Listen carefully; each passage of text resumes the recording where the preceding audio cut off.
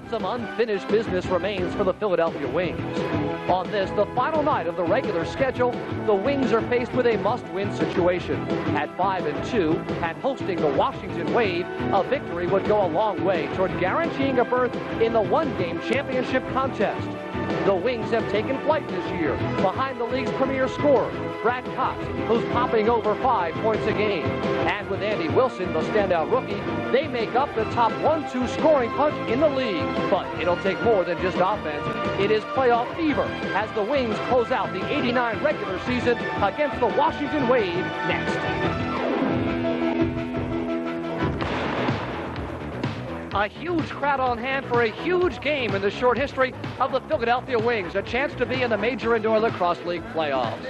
Good evening, everybody. I'm Larry Rosen, joined by the coach at the University of Pennsylvania, Tony Seaman. Tonight, Philadelphia in a must-win situation to clinch a berth in the playoffs. And, Tony, what as a coach do you look for in a team in a must-win situation early? Well, this is what you're here for. You know, this is the final one. This is the one you got to win for the playoffs. So you want to get everybody get their feet wet early. You want to run and get the transition game going. You want to get your goalie into the game. He's got to make the first couple saves. Bilger's got to settle in.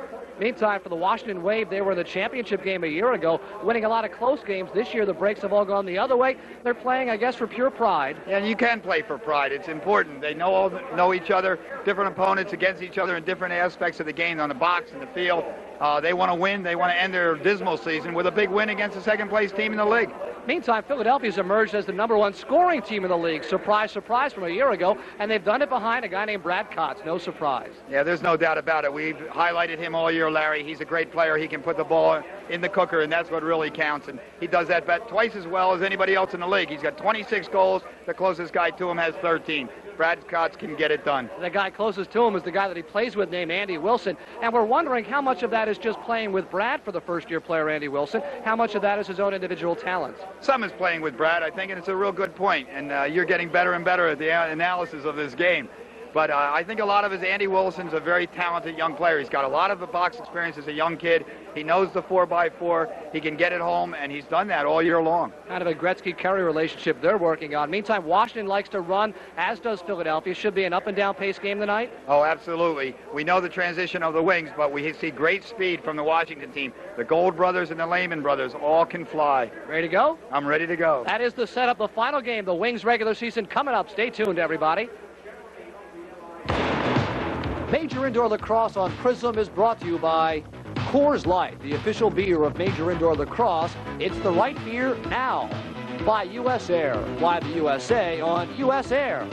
By the Philadelphia Airport Hilton Hotel, headquarters of the Philadelphia Wings. By STX. When you think lacrosse, think STX. And by Gold Medal Sporting Goods. With 10 convenient locations, it's the official sporting goods store of the Wings.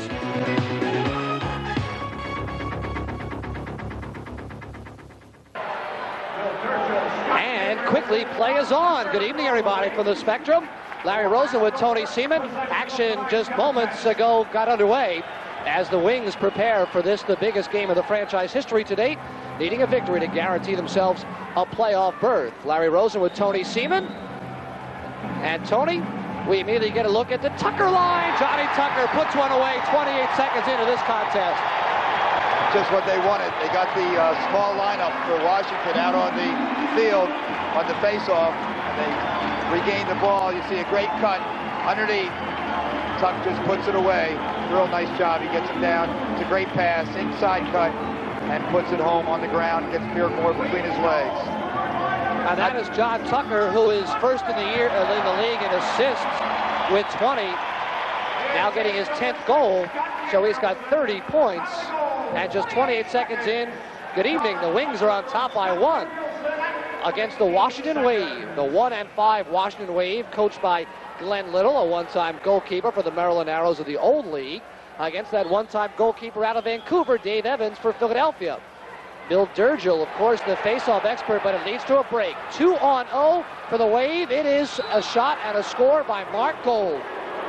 Yeah, just as quickly we come the other way. Mark Gold controls the face-off, gets it out. They hit it past it, kind of looked like hockey, Larry.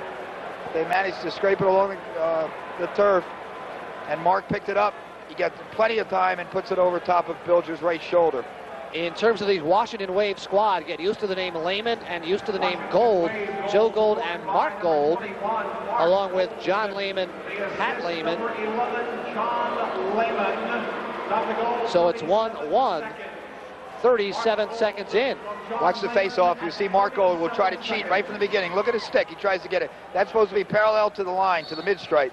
And that time the ref made him put it back, and you see Durgill controls the face-off because of it. So Gold will try to take advantage and get his stick to the left all the time because he wants to step that way and control the ball. He's got to do those kind of things to beat Durgill. Otherwise, straight up, he's not going to win many. Durgill takes the face-off, then sits down for Mark Hahn, a strategy you'll see throughout the course of the contest. That's Rick Free, number 13, on the near side. As the Wings have it well spread, now begin to move into their motion offense. Tucker pops off the screen himself. He's the captain, number 2, a one-time league MVP. Ranges behind, looks for a cutter, shot to score. Scott Gabrielson gets goal number 9 to give Philadelphia a 2-1 lead. And we thought it might be a high-scoring affair this evening. Yeah, there's no doubt about it. Tucker goes behind. He gets Gabrielson on a great cut. Puts it right in Larry Rosen's favorite spot, the 5-hole. And there it goes. So twice now, 2 shots, 2 scores against Beardmore. He's starting to get his rhythm going. At the other end, Bilger's only had 1 one-on-one. So far, both goalies have to try to get in this a little bit if they can. Really? Scotty Gabrielson out of Princeton High School, the 9th pick in the draft a year ago. And the goal comes from John Tucker, assist number 21 for Tuck. So it's 2-1 Philadelphia, with a berth in the playoffs awaiting Philadelphia should they win it. Gold wrestling now with Durgill. He definitely had him in a hold. He knew he lost the face-off. Mark Gold did. So he just held Durgill down so Durgill couldn't get the ball, and it's wing ball. Good call by the ref. And this is the Brad Kotz, Andy Wilson, Resch Martin, Conley line. And Kotz and Wilson at the top, number 30 and 55, the 2 most prolific scorers in the contest, as we touched on, number 1 and number 2 in the league. Brad Kotz had 7 goals last time out. There's Wilson slotted. Shot is weak and wide, handled by Jimmy Beardmore. Beardmore likely to go a half to split with Tim Hastings. Kevin Bilger likely to go all 60 minutes in Philadelphia's cage. There's Gold. Intercepted pass, though, by Philadelphia, and here comes J.C. Conley without a stick. Picked up by Mark Gold, and Mark Gold, the bounce shot, goes wide near side. Recovered by Pat Lehman. Across the crease, where Pat Hanley looks it over, out of Towson State. Good speed. The trailer in front is Gold. The foot save. Bilger, and look at the outlet, just a little bit too long for Andy Wilson. Philadelphia will change on the go. Andy Wilson is not greatly gifted with speed, so it's got to be on the stick or he's going to have trouble chasing it down, but they're looking for the break. Again, Washington does not play straight lines. They play offense-defense substitutions. That's Starkey with the left-hand shot wide near side. Good check up in the air on Chris Lehman, the 3rd member, springs a Gary Martin breakaway. There he goes! Off the left knee of Beardmore, who held his ground well. Yes, he did. I watched Beardmore warming up today, and he's really trying to work on the concepts of a good box goalie where you don't commit yourself until the shooter shoots. And he's starting to do that very well, and he's quick enough to be able to do that. 30-year-old John Lehman works far side. The give and the go. And it looked like Lehman tried to switch hands behind.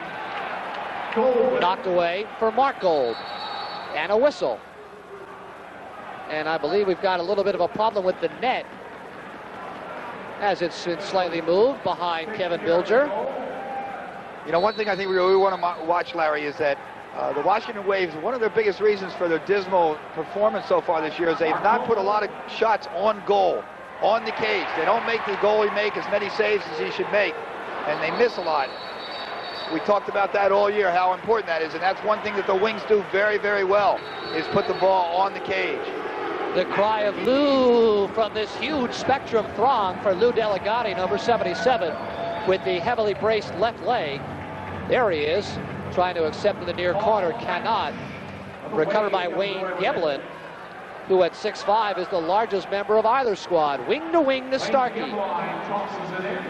Philadelphia balanced back well. Dent out for his first shift. That's Chris Dent. There he is, number 26 for Philadelphia. As Pat Lehman ranges behind. Again, a 45-second shot clock very rarely comes into play. It might on this one, though, as the ball's all the way back to Jim Beardmore, who scored a goal versus New Jersey, now New York, last year. So he's a weapon. Definitely leads the league in goalie shots. Score through that 5-hole again. This one, a bit of a surprise by Hank Starkey, and a bit of a reaction by Mark DeSico of Philadelphia, who throws his stick. Yeah, here we see the shot, and there's no screen. Kevin Bilger just misplayed the ball right through his legs. Let's look at it from Kevin Bilger angle. He's got good velocity, but shouldn't go through. Good quick release. Looked like Bilger's concentration was elsewhere. Starkey's fourth. We're tied at 2. Washington is 5th in the league in defense, 5th in the league in scoring, 5th in the league in terms of most penalties, and 4th in the league in shooting percentage. So they are a 5th place team by merit. Here they come 3-on-2 though. Becker, Gary Becker, tries the unnecessary behind the back over the shoulder pass when he has a 3-on-2 in front of him, and that leads to some standstill half court. Becker's on this team mainly as a face-off man, and we just saw why. He's one of the first people I've seen this year who outright beat Durgel. And there's a pass to Dave Evans in Philadelphia's bench, and that's a turnover. And Durgel tries to kickstart it the other way. We played 5 minutes of lacrosse. It's 2-2 at the Spectrum. Larry Rosen with the head coach at the University of Pennsylvania, Tony Seaman. Happy you're with us for this showdown, the final game of the regular season. Matt McGeaney, top of the slot, switches hands. Now gets the screen from DeSico, gives it back on the give and go. DeSico scores! Lovely give and go. Very nice. That's kind of Washington Wade philosophy right there. Pick the guy who's guarding the man with the ball and then roll to the cage.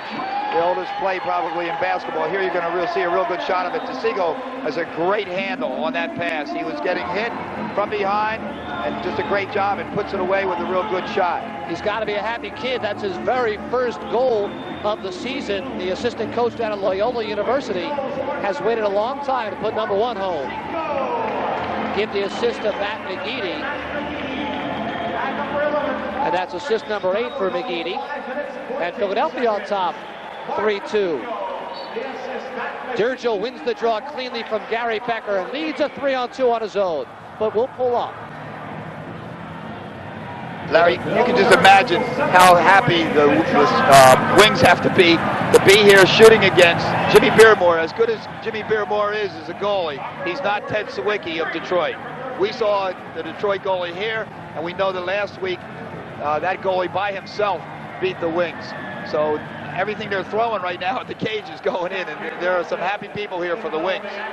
Philadelphia lost 16-11 at Detroit. They averaged 16 goals a game, so that was 5 off their average against Detroit. Tucker switches hands, crosses the crease, and it kicks all the way back out. Shot clock's at 5, so Manley will fire on Beardmore, and number 99 handles that one easily. Gary Becker is drilled, creates a loose ball.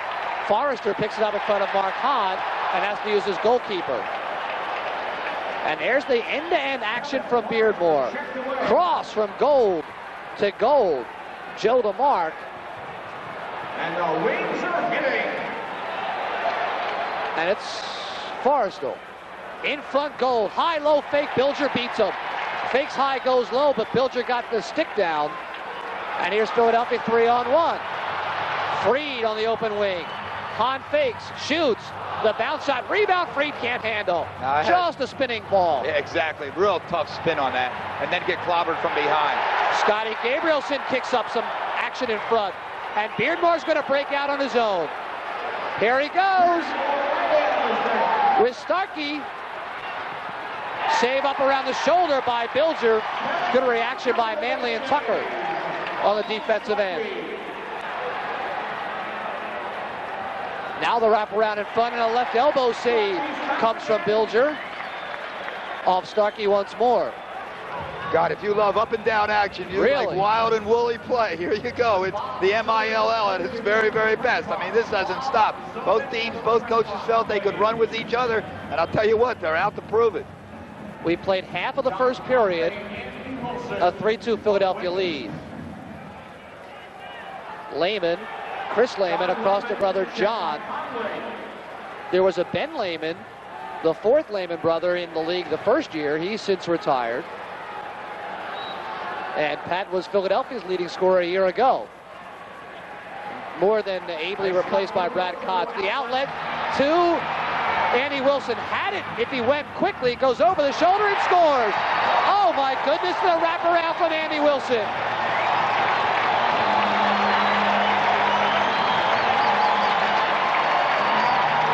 Here's a great play. What he does is he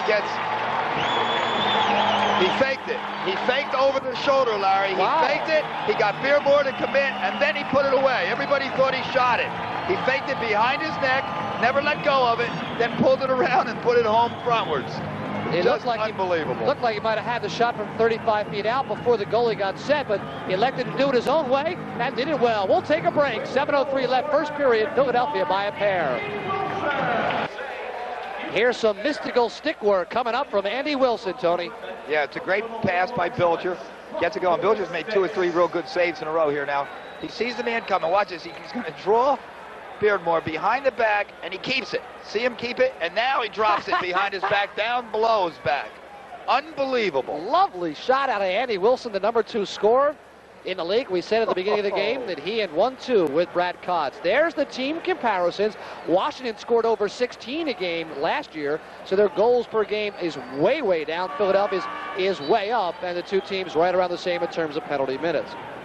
So we played 8 minutes of action, Tony. Early impressions. It's unbelievable. It's wild and woolly. It's great. I mean, my God, what a way. You can't leave your TV sets. I know that. There's not a person moving out of a seat here. It's just up and down and up and down.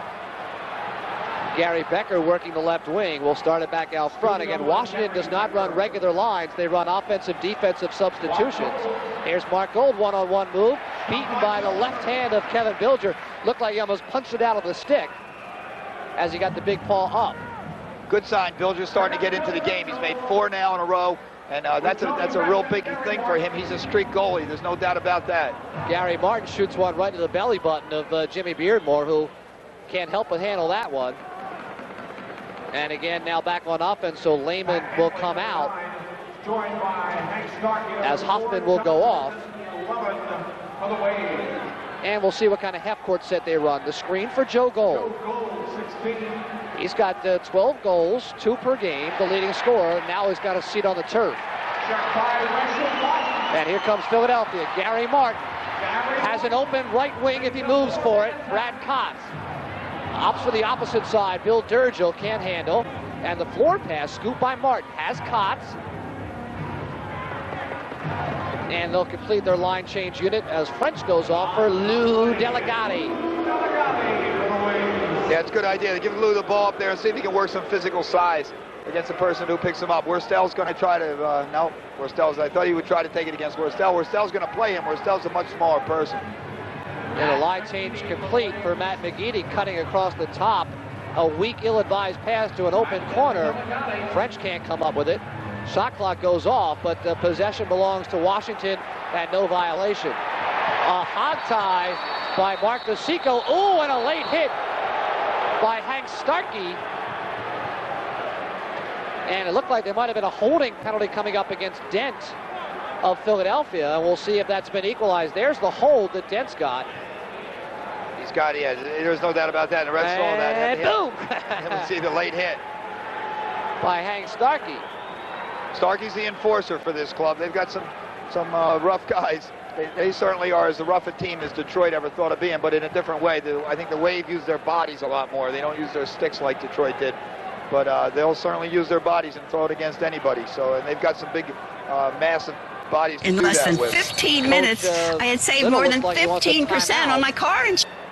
And we'll stay here as Glenn Little tries to get his man up unit in force. It's Chris Dent, 2 minutes for holding, as mentioned a moment ago. And in terms of what the significance of this one means, well, if Philadelphia should win it, they're guaranteed a playoff berth. New York still meets Detroit at New York, so the actual standings, how they're going to line up the first three remains to be seen. But at the very least, Philadelphia controls their own destiny tonight. With a win, they're in the playoffs. I think they got to like the pace so far. I think it certainly is helping them. If Bilger can make the saves, he certainly has people to break out. Just because of the offensive philosophy of the Washington Wave, they take their outside people, and that's who they pick and roll with. And because of that, they have nobody really back on defense. If Bilger can make the save on the shot, they can get breakaways, as they've already shown here tonight. And Beardmore is having trouble with the one-on-one right now. Of all the years I've been in lacrosse, I've seen some great shots and some great techniques, Larry. But I think Mr. Andy Wilson taught me a new one. I've never seen that one before. Fake up over the shoulder and do it behind your rear end. That's unbelievable. And just kind of dribble it through the near side post. God, that was awesome. And Philadelphia on the man down. What do we know about their man down unit? Philadelphia's man down, we know that throughout the year we've either seen them in the box, the 2-2 box, or in the diamond. It looks like we're going to start off in the box right now.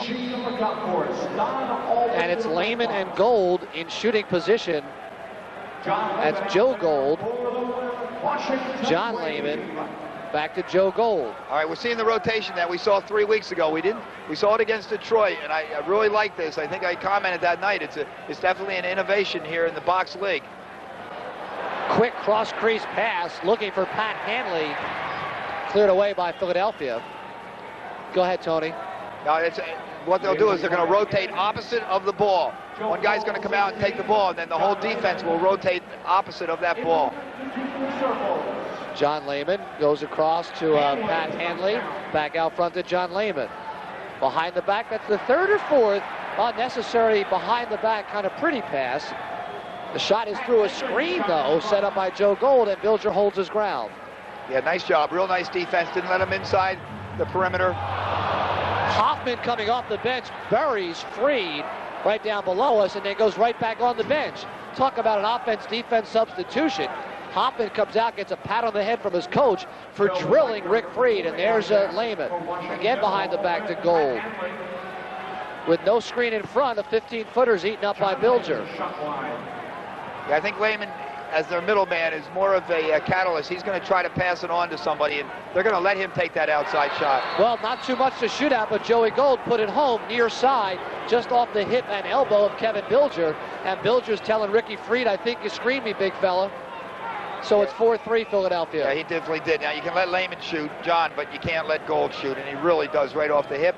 Bilger committed himself, thought it was going to be a bouncer, and it wasn't. So that's a power play goal.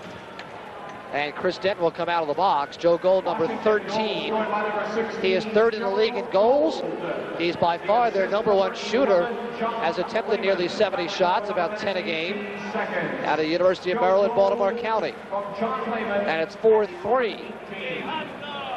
And Lehman's got assists. That is John Lehman has assists on all 3 Washington goals thus far. So with 3:33 remaining in period number 1, a high-scoring first period. Philadelphia by 1 in possession. Mark DeSico, who got his first a few minutes ago. Leaves for Lou Delegati, gets a screen, now another. Lou working to his left with the hand high up around the neck where he just cannot get it off him. Works on Hoffman, now goes all the way behind. Double team, and down he goes. And the ball is beneath the pileup. This will be a face-off, Larry. This will be a face-off. Lou's trying to use his size and physical force, but the other people have to clear out. You can't allow that's an automatic double when somebody runs behind the goal with you. God, there's just enough room for Lou to run back there, much less another player with a defensive man. That really makes an automatic double pretty easy. You're not going to lose anything by it because it's behind the cage. So he's got to make a very, very efficient pass from back there in order to even get a scoring opportunity, where a double in front of the cage is more dangerous. Durgel in goal. Looks like Gold gets down a little bit lower than Durgel in his technique and sweeps it back to his goalkeeper through the use of Kirk Thurston. Long pass for O'Connor on the near wing, off the pipe to the far side of Bilger, and there's Delegati, who will not make a lot of noise in the open floor. But if you give him that much room, here he goes from behind, looking for the cutter. It's French, still with it, finally double team. and down he goes. So Lou trying to do it on his own a little bit too much. And there goes Jimmy Beardmore, the goalkeeper. The fans love that, I'll tell you. Yeah, he'll come out. There's no doubt about that. He loves that part of the game. Nice stick move. The shot is off the top of the net, though. That's from Marco, who made a sweet-looking stick move from behind to get himself 3-for-1 in front. And it's a 4-3 Philadelphia lead. Got to be 15,000 plus in the building tonight. As lacrosse, the crowds just continue to grow and grow for Philadelphia. Rick Freed down the near wing to Manley. With the double stack in front, it comes all the way out high for John Tucker. Tucker's got a screen, has another, now goes behind. A lot of offense coming from behind in this first period. Good one-on-one move by Tucker, but he shoots it across the goal mouth. Well wide. Shot clock's at 3. Score! A little roller by Ricky Freed. Beardmore is not having a real sharp game right now. I wouldn't be surprised to see Glenn Little, general manager Bud Beardmore, seriously consider a change here. This is a worm burner from way outside, and it goes, even though Beardmore is down, it goes between his legs and in, and he knows he really goofed on that one. And that came with only 2 or 3 seconds left on the shot clock, so it was a prayer out of Freed, just wanted to get it on goal. Once again, though, the value of putting a shot on the goal as opposed to just missing or going for the corners. It is 5-3 Philadelphia with 94 seconds left in the first period. I'm surprised. I wouldn't be surprised to see Becker do a lot more facing off for the Washington Wave tonight. He's given Durgel some real trouble right now. Does not come in with a very good percentage, does Becker. It's funny about face-off men. Sometimes you just match up with somebody's style. There's just a one-on-one move as Durgel was beaten to the spot, and it was put away by Pat Hanley. There he is. And yet again, Washington comes right back. You see it, no screen. It's just that hard bounce shot that really it's the one that handcuffs, I think, Kevin Bilger more than any other shot. It's that straight-on outside bounce shot that's between his knees. And it's given him trouble all year long and for several years. Bilger is clearly the number 1 for Philadelphia. He's got 217 saves. His backup O'Brien with just 36. So looks like Evans, you'd expect him to stay with Kevin Bilger. Yeah, I don't think we'll see a change there. You know, a real good question would be how do you stop the 5-hole from being a problem? Well, you put your legs together, but when you got such close range shots and you want to cover as much of the goal as you can, and of course the technique in this game is for the goalie to put the stick between his legs and cover the 5-hole with that stick. If it's not working, then maybe you got to start bringing your legs closer together. Final minute of the first period. And Beardmore handles and has Patty Lehman. We've got an injured wing. It looks like Andy Wilson is down as Kevin Bilger beats Lehman high, gets his own rebound. They're playing 5-on-4 right now as Andy Wilson is hurt down to our right. And finally the whistle will sound. Andy Wilson all the way down to the other end went careening headfirst into the boards. And here comes the training staff. Keep an eye on this action. Once again, the tremendous photography of our prison crew. You see him go up in the air for the ball that Beardmore got, and he just got decked from behind into the boards and hit his head on the ice or the board. I'm not sure which one, but here we can see another shot of it. It's definitely from behind. See him lose his footing. Sure. We don't really see what his head hit, the ice or the board. I think it got both, to tell you the truth. My first fear was perhaps he had twisted a knee as he had gone into the boards, which so often happens, but his legs are bent and he's okay in that area. But the cross-check from the rear sent him into the boards head first. His helmet is off. No, it is not. That's one of the training staff members. And while they tend to Andy Wilson, we'll take a break with 28 seconds remaining in stanza number 1. And we're back with 15 seconds now remaining. Andy Wilson got up and left under his own power. John Tucker looking for one of the closing seconds, fires wide long side, and the deep rebound. Bilger committing to it. And we've got a hack from behind. John Lehman pushing on Gary Martin. That's a big penalty. That's a dumb penalty. That's something that John Lehman doesn't usually do. If anything at all, I would say he's a very smart heads-up field sense player. And he catches the wing behind and shoves him. There's no doubt of that. From behind, he pushes 33 Gary Martin, and he gets a 2-minute minor for that. So 3 seconds of regular first period action, and then the minute 57 seconds of the second period, they're going to be a man up. That's a nice break for the Wings. And there are they're ticking off the final 3 as John Tucker will throw it toward the crease. And the first period will end. An action-packed first period. Philadelphia will have the man advantage when we begin period number 2. Stay tuned, everybody. It's 5-4 Philadelphia.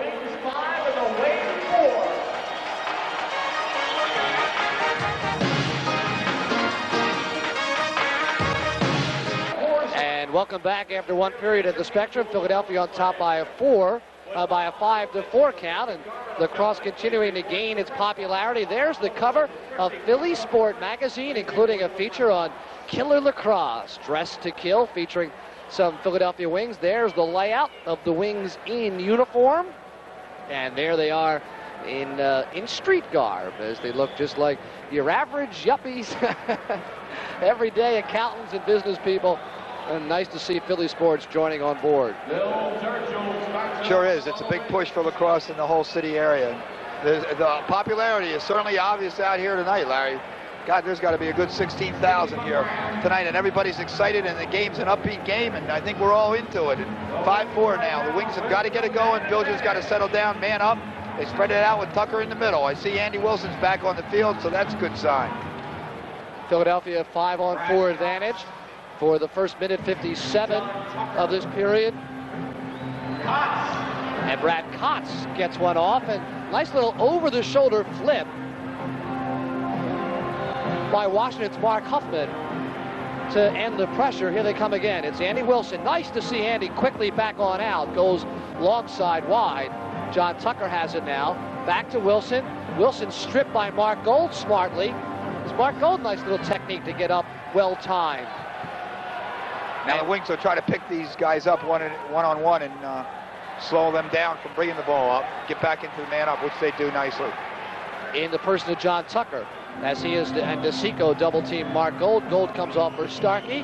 DeSico goes off again for Andy Wilson, and Lou Delegati setting up shop right where you'd expect him, in front of Beardmore. Wilson, that's a left foot save out of Beardmore to Tucker. Right into the pads again of Beardmore. And Beardmore's got those happy feet. Yeah, he'll be very effective killing a penalty. Boom! John Tucker gets a piece. But he certainly makes it 5-on-5. Hoffman! Nice save. Bilger, the quick reaction. And Philadelphia's walking it up despite the fact that the penalty's got 3, 2, 1. The door is open. And the man advantage is just about to end. As again, Andy Wilson is in position. Teams are now back at full strength as the shot is taken by Brad Kotz. Delegati, a piece of Beardmore, leads to a score, and they'll give it to him. Goal belongs to Paul French. That was a poor choice by Jimmy Beardmore. Never should have come out of the cage in a man-down situation. See the shot by Brad, he makes the save, and just that natural reaction goes back there behind. He's boarded by Big Lou. Rebound comes out front, and the Wings put it away. I don't know if Delegati will get a point out of that, but it's really his goal. Yeah, it sure is. You're right. All the dirty work goes to Delegati, the glory to Paul French. It's a 6-4 Philadelphia lead early, period number 2. That will not be a power play goal, as it came 6 seconds after the penalty had expired. Just the first period stats, Larry, you can see where the Washington Wave were 4 for 14, 28%, as opposed to the Wings who were 5 for 10, 50%. You got to put the ball on the goal in order to score goals.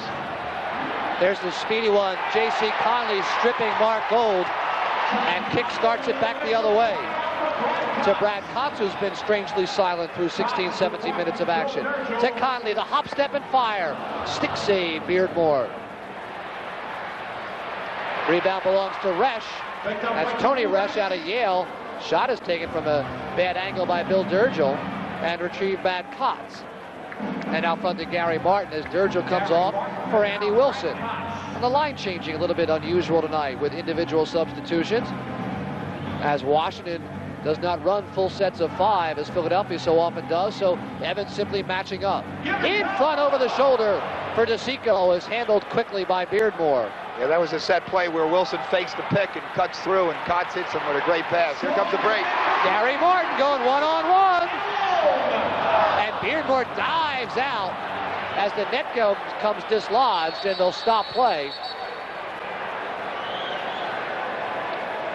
As the net was dislodged by the defender on his way back. See Gary Martin on the breakaway, drops his stick low, and Beardmore manages to get there with an ankle. Here we look at it from Jimmy Beardmore's point of view. It's a decent shot. It's a nice save, good quickness. See the defenseman not have to pull that down. That probably is not a bad idea. That was Tom Worstel who got the stoppage of play. You'd like to see Philadelphia upgrade their defensive effort just a little bit as Pat Lehman puts one in the 5-hole, and Bilger's there waiting. And it's one and done at least. They're patrolling the front of the crease very well. Yeah, they are. And Bilger's got to make those kind of saves. He's let a couple in he shouldn't have let in, but he did have 7 or 8 good impressive saves tonight. They're so important to this team. Beardmore, too, has looked like he's settled down a little bit more. That's McGeady, goes far away to Steve McGrath. And back to McGeady. This would-be third line for Philadelphia. McGeady gets a great screen, McGrath. Called interference. Referee called interference. I never saw a pick called for interference in this league, so that's a new one. Long outlet pass. And an easy save off O'Connor from Bilger. And Bilger again controlling the rebounds very well, and the porch is clear. And with 10:35 and counting period number 2, it's a 2-goal Philadelphia lead. Mark DeSico works deep, comes back top of the slot. Has a cutting French, whose shot is handled off the left foot again by Beardmore. Very accurate on his outlets is Beardmore. Lehman is stopped in the neutral area and throws it away wildly off the far boards. So play a tiny bit ragged for the last several minutes. Yeah, I mean, it's only the middle of the second period, but it almost looks to me like the Washington Wave are starting to lose their legs a little bit here. The Wings, especially on the offense, settled offense, I think the Wings are more effective against the Wave than I've seen them against any team this year. They're getting a lot of cuts underneath. It's a game plan by assistant coach Michael Page, and it's certainly very, very effective right now. As they match up straight man-to-man with a spread, Philadelphia trying to move an awful lot off the ball in the person of Gabrielson and McGrath, but is stripped away clean by Washington. And they use their goalkeeper more than any team in the league to kill some time while they change their lines. They go defense-offense, and here's the offensive look with Hanley, and 2 goals, and Worstel, number 22. That one by Mark Gold does not reach the net, and he'll chase it down on his own. Shot clock still running inside 20. Hanley, number 9, near wing, will work on John Tucker. Tucker bounces him outside, fights over the screen on his own. Good double team by Gabrielson and Hahn. The shot from the top is handled. What a pick off the boards, though, and a score. An incredible pick off the boards by Washington. I believe that was Pat Hanley who made an incredible catch off the boards to find Mark Gold in the wink of an eye.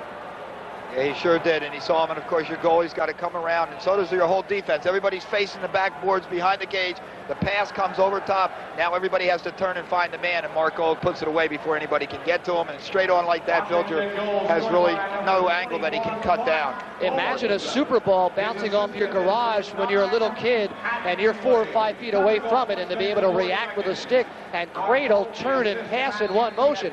Lovely stick skills out of Pat Hanley right there to find Mark Gold and bring the Wave within 1. So many things, Tony, happen in the wink of an eye in this game. You know, it makes the audience have to get involved. You know, you blink a little bit and things are well past you. Yeah, you certainly don't have time for Miller time, do you? I mean, you really have to concentrate. It goes up and down so much. Oh, here he is, wide open. Great pass. Beauty to Brad Kotz. Beauty to Brad Kotz by Gary Martin. Finds the streaking Kotz, and there's the league's leading scorer with one of the easiest he's had all year. Right-handed. Brad Kotz right-handed. I will never let him get this. This is great. This is the first. We're going to have to congratulate him tomorrow at the start of our scrimmage, because the right-handed goal by Brad Kotz, that might be a world record for you right there. As good a left-hand shot as there is in lacrosse. Scores goal number 27.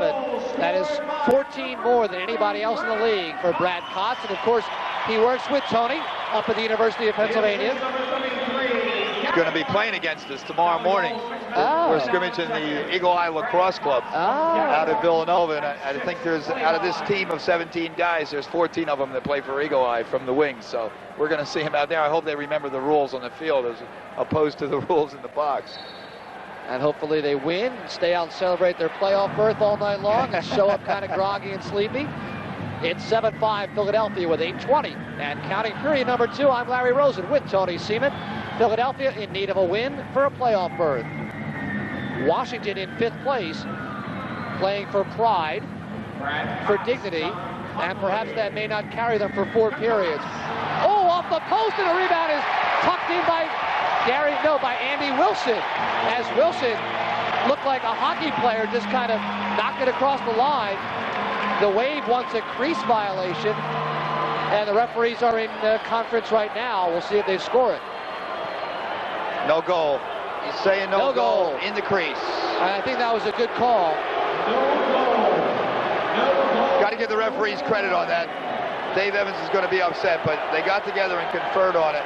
You see Wilson, he's right inside the crease. Good call. His right foot's on the crease. Yeah. The shot hit the post behind Beardmore, bounced back off his left foot, and was laying in the crease as Wilson stepped over and knocked it in. So it's still a 7-5 game as we approach the halfway mark of period number 2. Nice interception there by Tony Resch. And here he goes end to end. That's Gary Martin, not Resch. 33, not 34. The drop pass back for Kotz. Looks cross for Durgel. The hop step over the top, and an easy floor rebound picked up by Hank Starkey. And again, the on-the-fly change offense to defense. Here's the offense. Hanley and the short hop for Bilger. He's got a 2-on-2, making a 3-on-2. Brad Kotz stops 30 feet out, fires wide. Winds up on his right shoulder. And the Wave come back the other way as the action continues end to end. Chris Lehman breaking open. Warstow switches hands. Nice save on the move by a sliding Bilger. And a whistle and a push from the rear. Ball belongs to Philadelphia. Looking for French, popping off the bench. He's not open. So Brad Kotz had to walk it up. Leaves for Lou Delegati. Lou, a veteran. An All-American out of Towson State. Had 6 points in his Wings debut. And thus the endearment with the fans. McGeady to Delegati. They give Lou room. Comes in front and scores. Middle shovel shot by Lou Delegati. He gets the place going, doesn't he? They love him. They love him. It's a great move. You can see the big guy. I mean, he's a big guy, Larry. Watch his quick step. And he gets inside, and he has a backhand and puts it away. Lou can put him home when he gets inside. There's no doubt about it. He comes over to say hello to his fans, and they love him in Philadelphia. Goal number 7 for number 77, Lou Delegati. Philadelphia's got a 3-goal lead coming back in a moment. The Major Indoor Lacrosse League salutes the home of the Baltimore Thunder, the Sheraton Inner Harbor Hotel. For the New York Saints, it's the Long Island Marriott. The Philadelphia Wings are hosted by the Philadelphia Airport Hilton. The Detroit Turbos stay at the Hotel St. Regis. The New England Blazers are headquartered at the Worcester Marriott. These are the official headquarters of the Major Indoor Lacrosse League.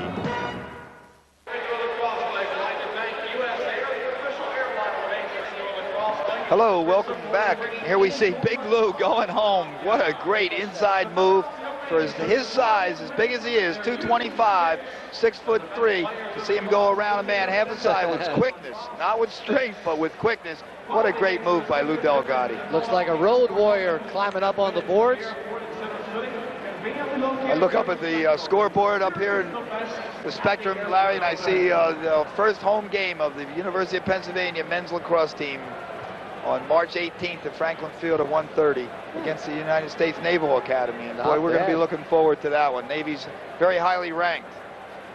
There's Coach Little hoping his guys don't quit on him, knowing that it's a pride game against Philadelphia playing for a berth in the playoffs. But Glenn Little certainly more than a little bit fired up for this one tonight. And that one winds up in Section U and belongs to Philadelphia. And there's Delegati on the left wing.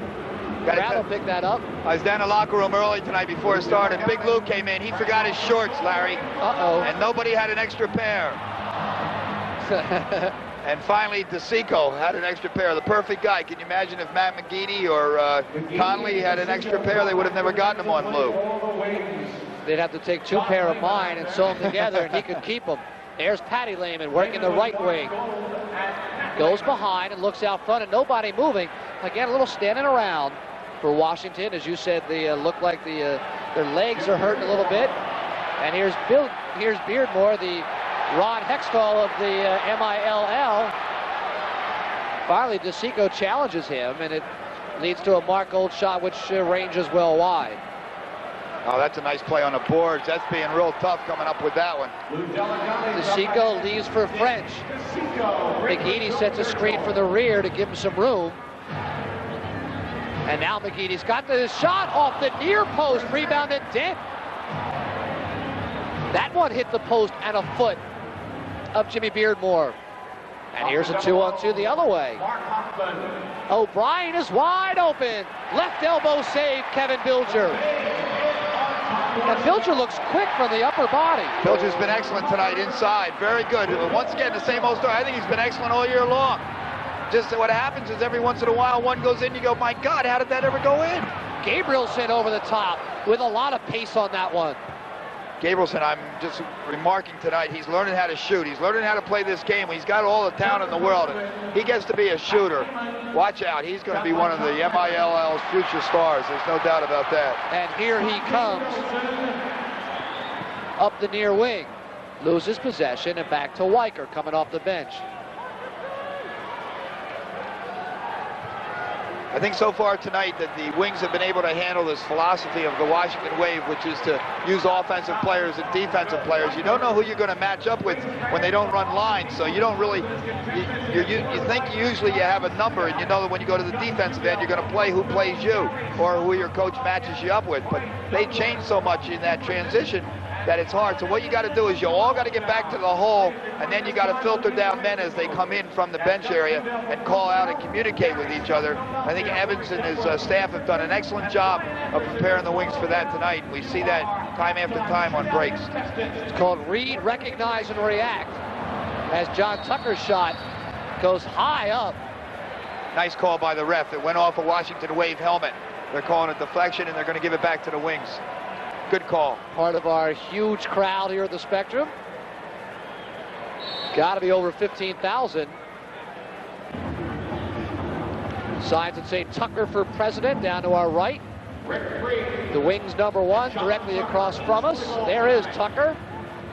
Little inside look for Mark Hahn. It's a loose one. And see who wants it the most.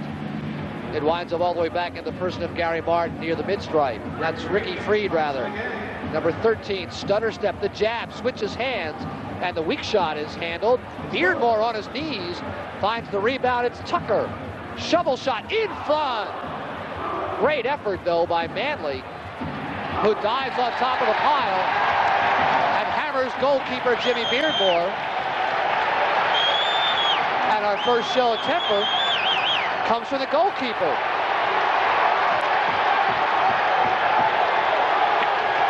He's a feisty little kid, there's no doubt about that. Pound for pound, he's as tough as they come. He's gotten decked now 2 different times behind a goal. He really got planted that time. And watch Manley come over from the back. Here he comes. There he goes. Tell you what, there's nothing illegal about it. He got him from the side. He's 5 yards from the ball. There's not a thing in the world that's illegal about that hit. And no penalties are called. So we're down to 3 minutes. Period number 2. Philadelphia on top, 8-5. Looks like a circulation call here by Lehman. Of course, this is the team that really started the pick and roll offense, brought it to the box lacrosse game. And here's Beardmore. You kind of expected that he'd come back and get involved. Chris Lehman now. A screen from brother John. And works over Tony Resch. Has too much quickness for him, but Resch decks him on the shot. And it's Pat Lehman from behind. He switches hands and goes high and wide. And a good defensive job by the Wings. 4-on-1, led by Gary Becker off the loose ball. And a weak shot. Rebound! What a save! In the net by Tony Resch. Tony Resch comes to his goalkeeper's aid. Mark Hahn the other end. Goes across for Martin. Shot off the elbow pad. End-to-end action. And a bit of a stick swing now between Mark Hahn and Starkey of Washington. It belongs to Philadelphia. What a play by Tony Resch to bail out his goalkeeper, a la Brad Marsh of the Flyers, who did that so well for so many years on the same floor. That's a natural reflection for a field player, a defensive field player. Coaches in the field teach their defensemen that when your man doesn't have the ball and you're near the goal, if there's a shot, to jump in there behind and take up some of the goal.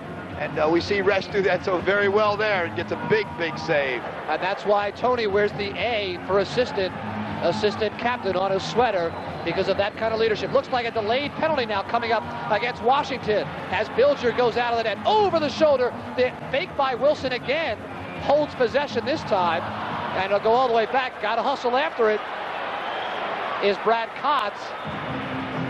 Still a delayed penalty, so the net is empty. And here's Gary Martin with 1:13 and counting. And finally, we've got a whistle. Shot clock went, that's why. Okay, good call, Tony. So the shot clock goes. Possession will go to Washington, who will also get the penalty, which was called well off the ball on Kevin Forrester, the 6-foot tough guy out of Frostburg. Yeah, Forrester's definitely one of the enforcers for the Wave. They've got several that like to throw the bodies around. And timeout taken by the Washington Wave. So a key juncture of the contest here, as Philadelphia, which has been so efficient all year long on the man advantage, will have a chance to go off up by 4. And again, you gotta love a guy like Tony Resch, the one-time defensive back for Yale University as a football player, coming to the aid of his goalkeeper. Yeah, so he jumps in here and he gets behind. We see Becker come down with the ball. It's about a 4-on-1, as you called it so well.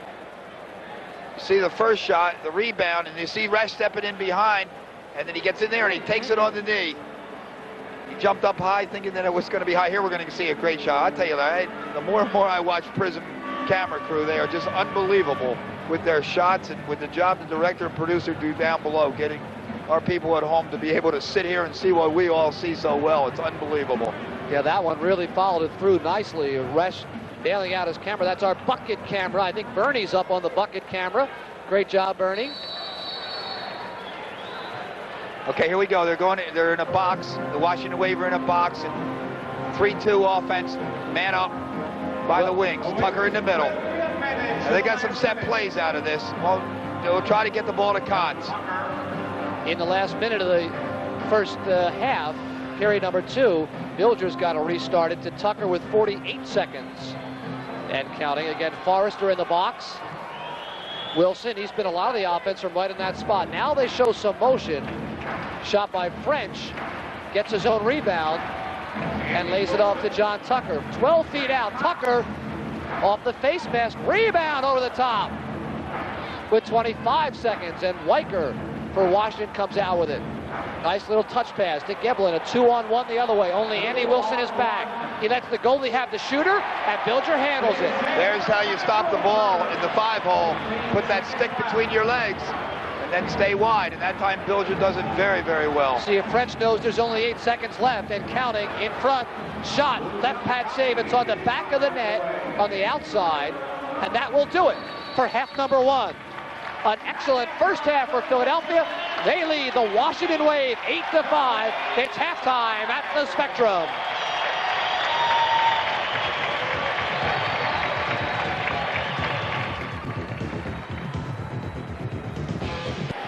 Welcome back here at halftime. The Wings on top 8-5 with goals by 8 different people in half number 1. A good sign for Coach Evans.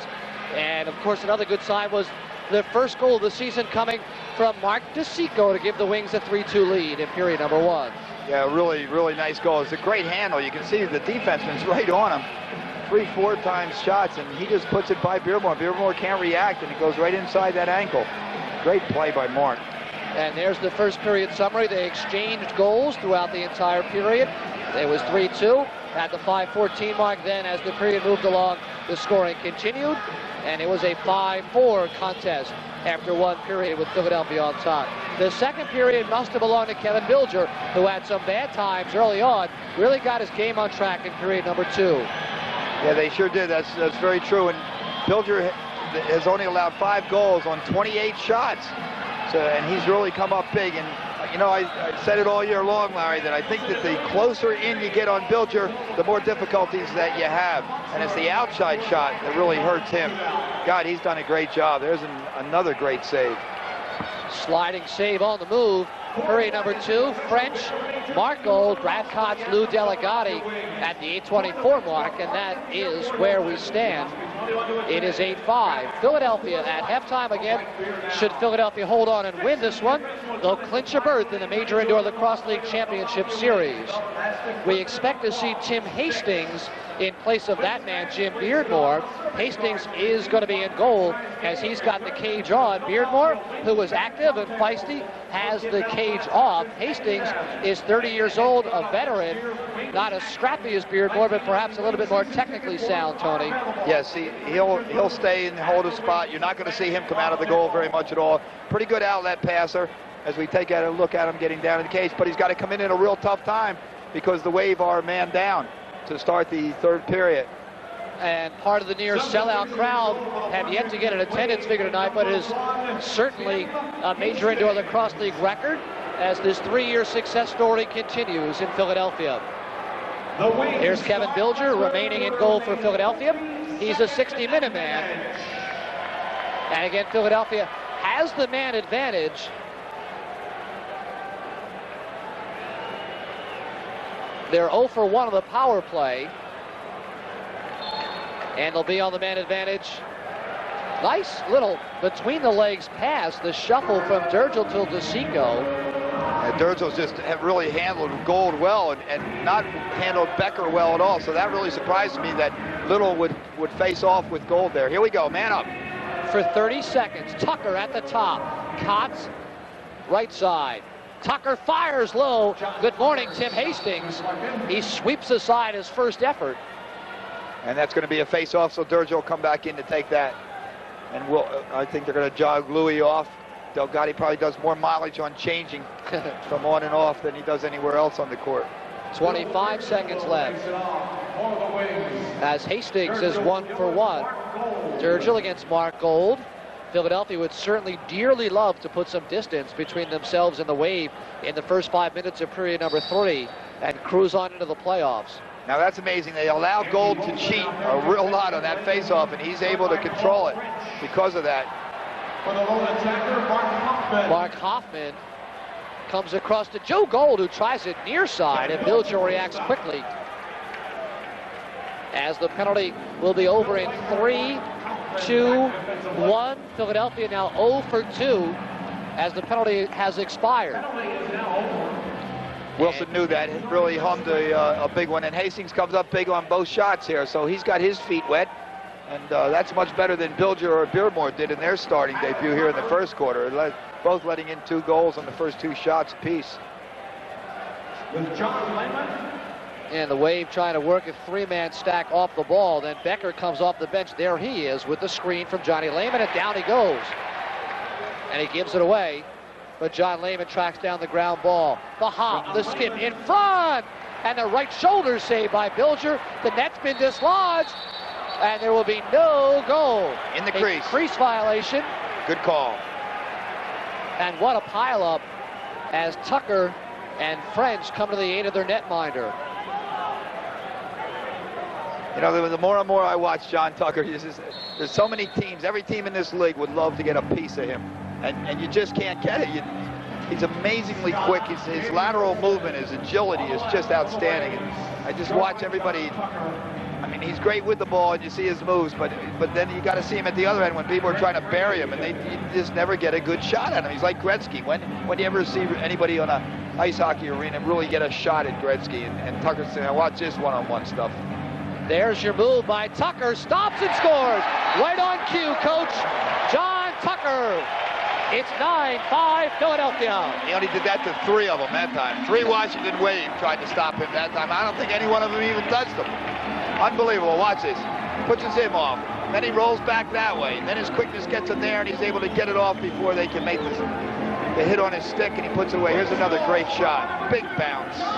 Hastings is down, and it's up over his shoulder. Johnny Tucker with 2 goals tonight. 11 on the season. He's first in the league in assists, and he is second on the team in terms of loose balls that he's recovered.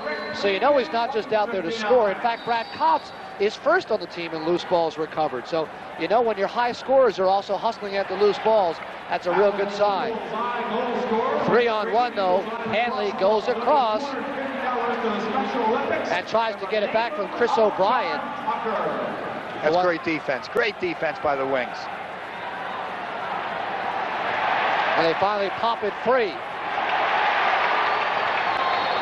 And a whistle on the boards as O'Brien, Durgel, and Hanley all come together. And a push from the rear. I don't think Hanley wants to go with Durgel. Durgel's got about 20 pounds on him, and he's got about 3 months of bodybuilding on him. That's the original hit by Durgel. And then there comes Chrissy O'Brien on the shoulder. And the whistle comes. And Durgel has gone to the box. I thought that was a push from the rear and did not know they had called that a cross check, I assume. Now they call it from behind. I think the referee's signaling. He's rubbing the back of his shirt, so I guess it's from behind over there on the boards, which you called in the replay. So now we got a man-up opportunity here, and we're going to see this rotating defense by the Wings, which I think is an excellent, excellent concept.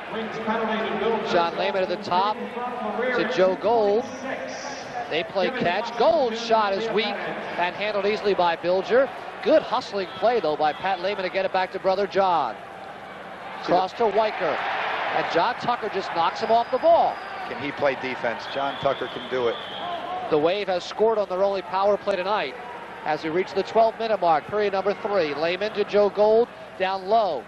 Shot by Pat Lehman off the left arm of Kevin Bilger, who calmly stands his ground and goes end-to-end. There's Forrester again popping off the bench, going right back to it. Yeah, I think what the Wings got to be very careful on their breakouts from their own bench to get to the middle of the field, not to do it along the Wave bench. The Wave do that very well. They come off and really, they just buried Kotz then, and it's Forrester every time that they send. And he just kind of hangs by the coach right by the door, and the coach times it perfectly, opens the door. Forrester takes the wrap and comes off. John Lehman behind the back to Gold. Cross the crease. Shot is wide. No, they'll say Bilger got a piece and reset Bilger got that with his foot, I think. That's a real nice save again. Bilger's hot right now. Another great save. He's just standing his ground and saying, try to beat me. Joe Gold on the move. Bilger dives out and handles it. And now Resch and Gold go toe-to-toe. And no whistle called as John Tucker breaks it free. Again, this is shorthanded for Philadelphia. Great ball movement. Great ball movement. That's what it's all about, boys and girls. You're sitting at home. That's the way to move the old apple around. Draw the goalie, hit the weak side angle. Here's a great shot. Across, they come back to the weak side, and our good friend Mark Hahn puts it home. Unbelievable. Mark Hahn at 32 years of age, one of the older players in the league.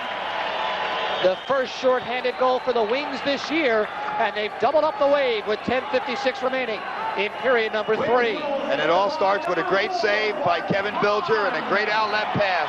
From and John down Tucker. they go. You love to see the unselfishness as Tucker gets an assist as well.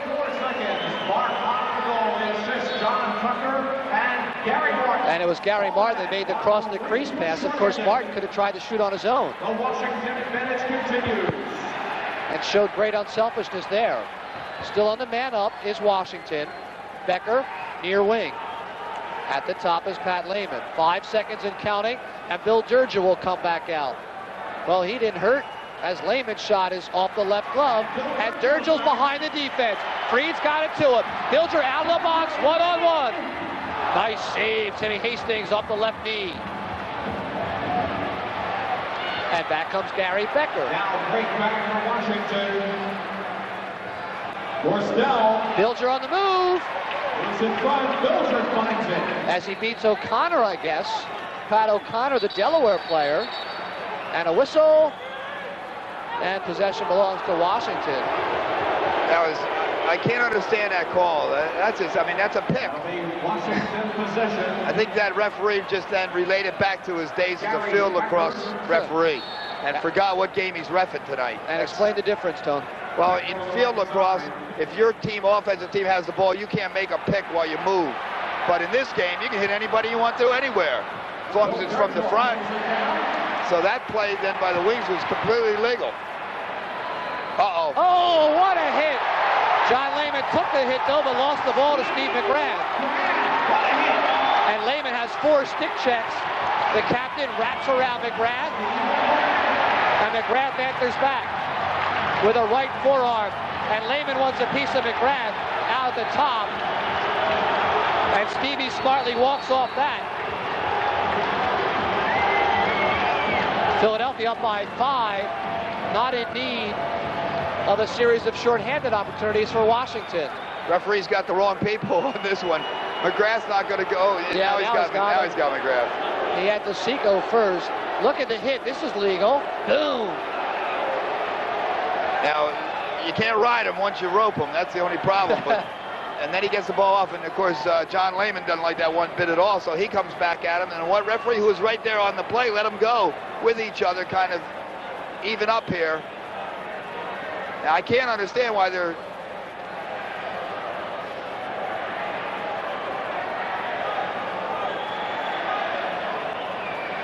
Yeah, we would expect they would be coincidental minors, 2 minutes apiece for roughing.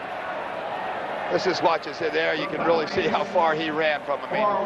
There's no doubt about that. A real nice play by McGrath. Then he comes up with the ball. And now here comes the wave for payback time. And you're going to see Lehman get in here right now. He goes 1, 2, 3, 4. Now he holds him before he gives him the wrap check. He still got him. There's the right cross that might have gotten McGrath his penalty. Might have come all the way to that very end of the confrontation before McGrath got nailed. Yep. Now they got a timeout for the Wings here. So Philadelphia's up their lead to 5. It's 10-5 midway through the third stanza. Back in a moment at the Spectrum. Wings fans, U.S. Air featuring indoor lacrosse, a great team to fly with. When the Wings fly to Detroit or New England, they fly U.S. Air. The fitness experience is the official uniform shirt sponsor. And we're back. Pat Lehman in the penalty box along with Steve McGrath. Nothing personal against Stevie, but I'm sure Dave Evans would take the exchange of John Lehman for Steve McGrath any time, because Steve is not a member of the regular unit. He's a feisty extra man for Coach Evans. And both coaches talked to us at great length about the 4-on-4 situation. This is our first opportunity tonight, Tom. Yeah, I think you want your best athletes out there, especially your quickest. John Tucker's got to come instantly to mind, as does Brad Kotz. And here's a chance now right off the bat. Durja wins the face, but the wing guy is able to scoop it up for the wave. So they're going to have their 4 real good speedsters out there, the Gold Boys, and they're good shooters. Here's a great opportunity. Bilger is unbelievable, Larry Rosen. He is unbelievable right now. He is calm as can be, holding his ground at point-blank range in front of Gold. And there's Bill Durja back to Gary Martin, and the Wings certainly up by 5, can afford to do some ragging. This speedy J.C. Conley. All right, so they got Conley out here. They got Kotz and Conley and Dent and Martin. You got 4 real quick kids. Spread the field out. You can't. It's harder to play team defense in this kind of concept. It's a longer slides, and you're going to use your quickness, as Conley's going to hear. Conley and Gold, a matchup of speed on speed. Kotz looks like he can do some business with Huffman off the post. Off the post. It looked like it rippled the net a little bit, as that might have snuck in. But here comes Huffman. Dent can run him down, though. Good speed and great hustle by Dent. And the little crossing pass to Mark Gold is too fast and too high from too close a distance. The end-to-end action continues. I thought Kotz's shot was in. And I might have faked out the goal judge behind as the twine clearly rippled. Got a great Brad Kotz story for you. We talked him into getting contacts this year. My other assistant, Jim Stagnita, did. And told him, Brad, you're having a little trouble seeing. You ought to try contacts. Joe Gold scores on the way down. On the way down. 28-year-old Joey Gold out of UMBC, the leading scorer for the Wave, brings them back within 4. New rule says you can't dive through the crease and score a goal. I think his feet were in, and I think he dove through the crease, but referee counts it. It was real borderline. His left leg certainly was dragging along the top of the crease as he went in, but that's the second tonight for Joe Gold, 14th on the year. So we talked Brad Kotz, Larry, into getting a pair of contacts. He goes out and gets himself some contact lenses. He comes back after the first day and says to me, you know, he says, I can really see everything so clear now. I used to shoot at the white mass of the net, and now I can see the pipes, but now I hit them. Every time I shoot, I'm hitting what I shoot at. Everybody should have that problem. Yeah. As they remain 4 aside for 26 seconds. And the Wave just won't go away. And credit Coach Glenn Little for having his team ready to play tonight. Yeah, I think that was a big exchange there, and it's a big goal. It's the first one that Bilger's led up this period, and only one in the second, so he's really having an outstanding second and third period here. Penalties are going to be up in 3, 2, 1. Doors open. Boxes are now empty. Philadelphia with 10 seconds on the shot clock.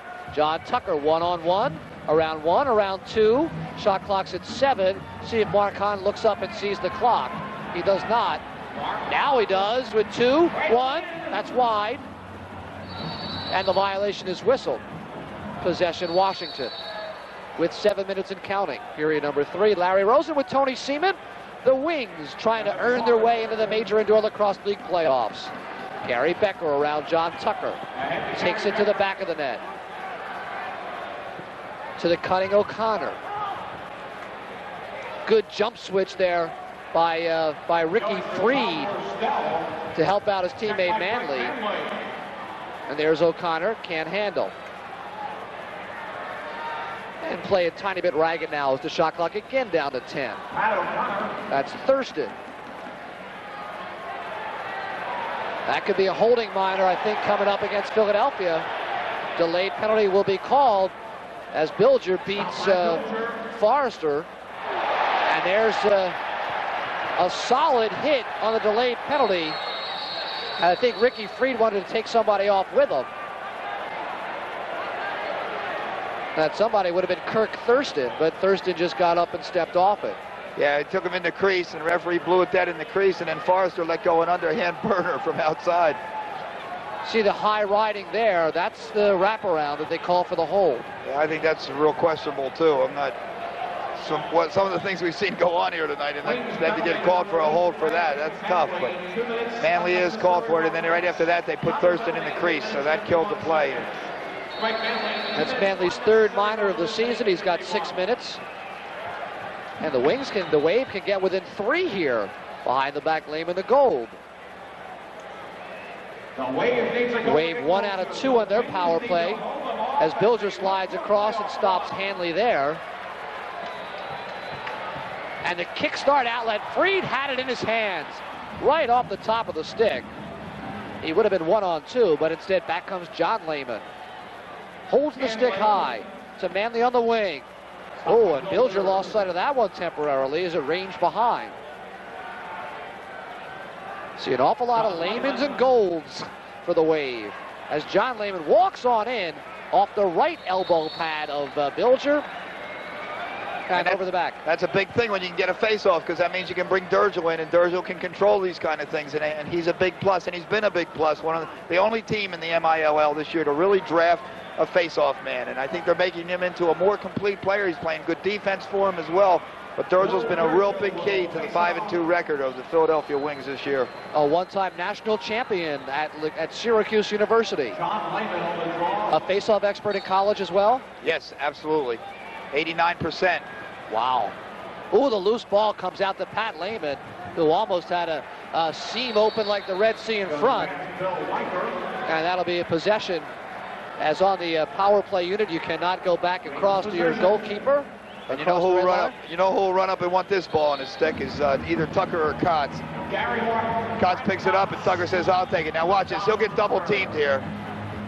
But this is one nifty little guy to try to follow. And here comes Brad Kotz. Oh. Unbelievable. Short-handed by the leader. Brad Kotz. A huge goal. It's 11-6 Philadelphia. And a great play, all set up by John Tucker. Captain John Tucker draws two men. Brad Kotz breaks off the weak side. He's a great without the ball player, Bill Bradley style basketball, and he cuts in and Tucker finds him, and we've all said it, you don't score 27, 28 goals without being able to put it on the 4x4. So Philadelphia has two short-handed goals tonight, their first two of the season. Still a man down for 54 seconds. That must be some feeling to be a goalkeeper in this league. See Brad Kotz coming down right down the middle of the alley at you with nobody around defensively. And a timeout taken by the Wave. Washington calls timeout. And we'll keep it here as Pat Lehman I think that Glenn Little just feels, hey, we can't let this slip away. We just knocked it down to 4. Now they get one to answer as we can. 6, 7, 8 goals. We're never going to get back into this game. It's still early. We still got a lot of time. We got a whole fourth period to go. Settle it down. Let's use our heads and not get away from our game plan. Because Tucker's out there with the ball, we got to be careful of doubling somebody like that. We got to be smarter. Meantime, at the other end, the Wings a little bit looser. As Coach Evans is spending the timeout to talk to the referees and allowing his club to have a little bit of a party as they're up by 5 with 5:03 remaining. Got a little bit of surgery being done to the goal down to the left of Kevin Bilger. Saying Kevin Bilger, Larry Rosen, he has just been unbelievable as you take a look at the leading scorers.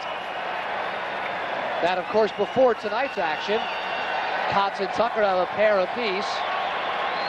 And Andy Wilson, what a contributor the rookie has been. Kotz has 2 goals and an assist right now, has 44 points. And here we go back to a face-off now. And once again, Durgel can get you the ball. You're still a man down, but he's possible he can get you the ball, and he does, right back to Bilger. And heads for the bench to be replaced by Gary Martin.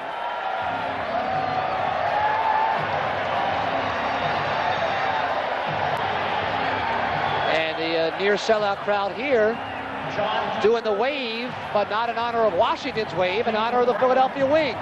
As a 2-on-1 comes back the other way. Mark Gold is open. There he is.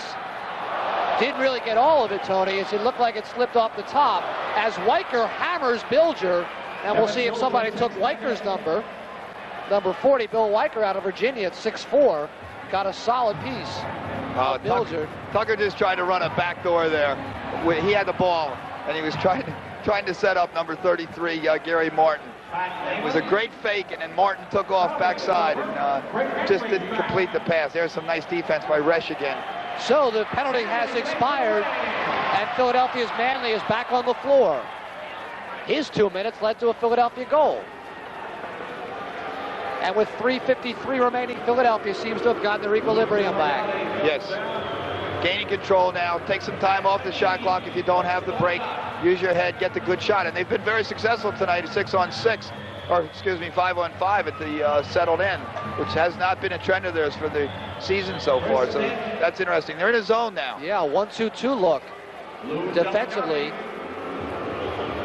as they'll come out on the wings and pressure. Delegati had it cut into Seco, chose not to use them. Shot clock's at 5. McGeady, bouncer. Shot from McGeady. And Hastings handles. Again, Beardmore would have been up and running, not Tim Hastings. Runs it up the right side for Washington. Nice hit by Chris Dent. And McGeady, as they double team on Hanley, the cross to O'Brien, whose shot comes out almost as quickly as it was shot, up the left foot. Here's Manley working near side. To Hanley. His shot bounces 10-12 feet in front and goes over the top. Bilger's down behind, but he has time to get back. And a crease violation will be called on number 22, Tom Worstel. With 2:33 remaining, Philadelphia just over 1 period remaining from a berth in the Major Indoor Lacrosse League Championship Series. And once again, Coach Evans says slow it up a little bit, take your time. Let's not slow it up too much. I think with about 25 seconds, you got to start to work, especially against the zone. That's what they're going to throw at them now, a 3-2 zone. You know, the basic principles for the 3-2, down by 5, you'd think they want to be pressuring and try to create some loose ball situations. But that's hurt them. They just don't have the players defensively to sit with the... Mark Hahn is drilled from the back, and they'll call that a crease violation against Philadelphia's Mark Hahn. Or did they? Well, they pointed the other way. I think it was a push, and he didn't mean a crease violation. I think he was a push from behind, and you were right in the beginning, and now they're giving it back to the wings. Once again, you got to play these two corner guys a little bit tougher, and I don't think this is going to be effective for the Wave, but we'll see. As long as Philadelphia doesn't get caught standing still, they've read and reacted well and got Mark Hahn set up on that near side for the left-hand shot, which goes wide. Hahn working the crease, setting up a screen for Freed, whose shot goes either off the leg of Hahn or off Huffman with 1:25 remaining. And there they go. Johnny Tucker throwing his weight around. 2-on-2 though, and Tucker hustles back. Great hustle out of John Tucker. Thurston though has one off the boards. And has to wait for Starkey, Lehman, and Gold as we reach the last minute of play in period number 3.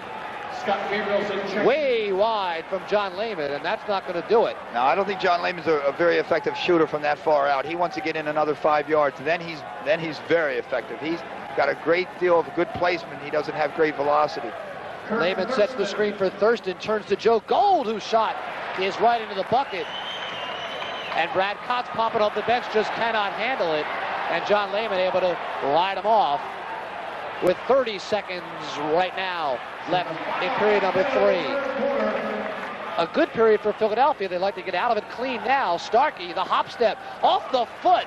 My goodness. Bilger can't do anything wrong. Just kind of turned and skated that one to the corner.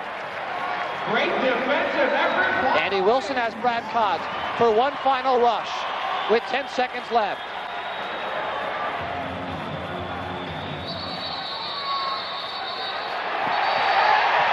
Tim Hastings gets involved with Brad Kotz with 5 seconds to go.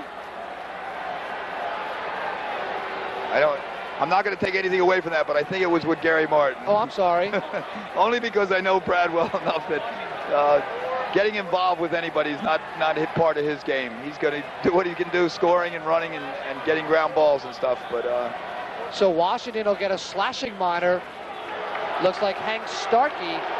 I don't know if that's Starkey's penalty or if that would be Hastings' penalty served by Starkey, as I had looked up the floor. Yeah, I don't know which one they called it on, but Starkey's sitting there. Of course, you're not going to take the goalie out, so could be either way, Larry. It looked like Starkey got a piece of him. Philadelphia's been more successful shorthanded than on the man up tonight, as they only have 5 seconds, so John Tucker goes right for it, and that's how the third period will come to a close. Another good stanza for Philadelphia. They lead it by a count of 11-6, 15 minutes away from a playoff berth. Stay tuned, everybody.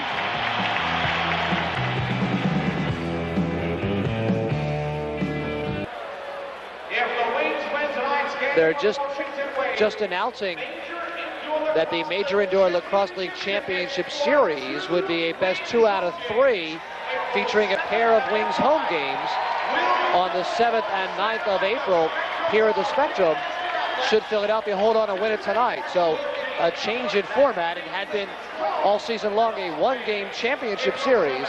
Now it'll be the best 2 out of 3 as we take a look at the league's leading scorer. Great pass from Tucker, who got double teamed down the middle to Brad Kotz, and poor Mr. Hastings hasn't got a shot. The net was moving before his arm ever moved, so Kotz just puts it home off the hip. There's the scoring summary. Philadelphia a 3-1 third period advantage. Tucker, Hahn, and Kotz all in double figures now, as Philadelphia, if they don't get too tight, if they just continue to play their game, they'll be in the playoff final series. How about Kevin Bilger stopping 17 of 18 shots by the Wave in the third stanza? And just as effective in the second, so his second and third period's unbelievable. Here we go, power play for the Wings. This is a really important goal. This would be a great way to start off this final fourth period stanza here in the last period of their regular season. And you want to keep scoring, don't you, Tom? I mean, that's a ludicrous question, but they could just stand out and kill some time, too. Yeah, but with that 45-second clock, what's the sense of killing 15 or 20? I mean, you just don't want to go down and throw it away, but if you got the runner, if you got the shot, you got to take it in this game. Double screen set up for Andy Wilson. There's the pass! Just wide by Wilson. Lovely set, though, as they go cross crease, slot to slot to find Andy Wilson. And the long loose ball is picked up by Wayne Gebelin. Washington uses that ground ball a little bit more often than other teams. Hoffman, Mark Hoffman out of Salisbury State, finds John Lehman as they just try to rag. Ground ball is a dangerous pass in the indoor game. Is it used outdoor as much, less? Most of the games are on grass, but any of the turf fields, they'll use it, especially a bounce pass, more so than a grounder. Real nice, effective job here of killing the penalty by the Wave. A lovely three-man weave as the shot clock is down to 1, so they've got a fire rebound. Bilger, excuse me, turns around and looks up and sees Tom Worstel on his doorstep and is able to fend him off with 13:28 remaining, as the penalty has 20 seconds left to Hank Starkey. Tucker in front, and Big Lou didn't have it, yeah. Big Lou just didn't hang on to it. It's almost like an icing there by Hastings. He says, we'll get rid of it, we'll roll it all the way down. It's got to take some extra time. And now the penalty is over in 3, 2, 1. Open the door. Here he comes, and Hank Starkey is back 5-on-5. Wilson's bounce shot, stick save by Timmy Hastings. Rebound, Delegati, one-hander, as he throws it off with the neck firmly in that left hand. An unusual technique. What is a lot of strength. Oh, he's so strong. He's got those strong wrists and forearm. It's great shooters always do, but he's got that size and strength that go together. It's quite a combination. Hanley off the bench is nailed from behind smartly by Tony Resch. And a whistle, and possession will belong to Washington on the hold with 12:35 remaining. Watch the screen play here. This is a Washington set play. They'll work the ball out front. Somebody will cut through and try to screen Bilger. Get the shot from the outside. Here comes the screener cross.